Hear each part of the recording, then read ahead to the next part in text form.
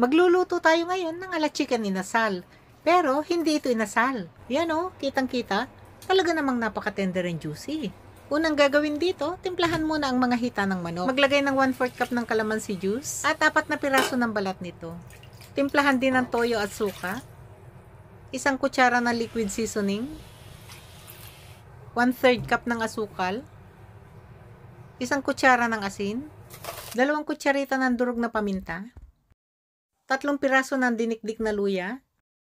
1 buong tangkay ito ng dinikdik na tanglad. Buong ulo ng dinikdik na bawang, kasama pati balat. 4 na piraso ng siling labuyo, dinikdik din. 500 ml ng lime soda. Haluin mabuti. Siguraduhin lang na naitama na ang lasa bago ibabad ang manok dito.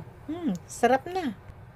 Yan o, ang lalaki ng mga nabili kong hita ng manok. Hiniwaan ko nga pala yung makakapal na parte nito para mas maganda ang pagkakaluto hanggang sa loob. Gagamit tayo dito ng plastic.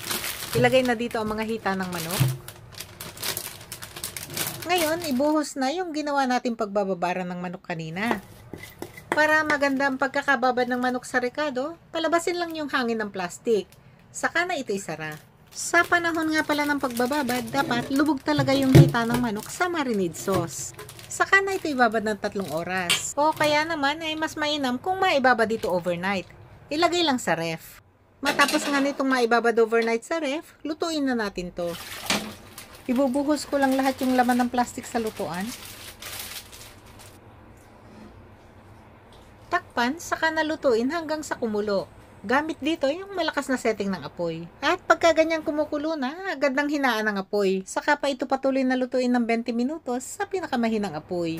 Matapos nga ang 20 minutos na pagluluto, agad nang isara ang apoy. At hayaan lang itong nakatakip ng 10 minuto.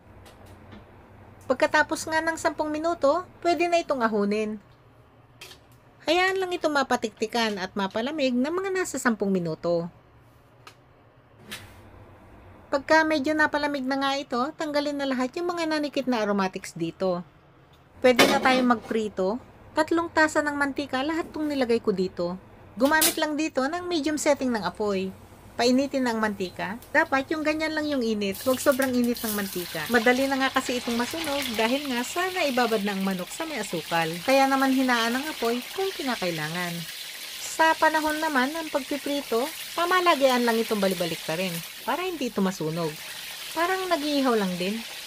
At pagka ganyan na nga yung itsura ng pagkakaprito nito, pwede nang ahunin. Masarap na i-serve ito with rice yung may chicken oil. Nasa kabilang video naman yung chicken oil recipe namin. Ready to watch na rin.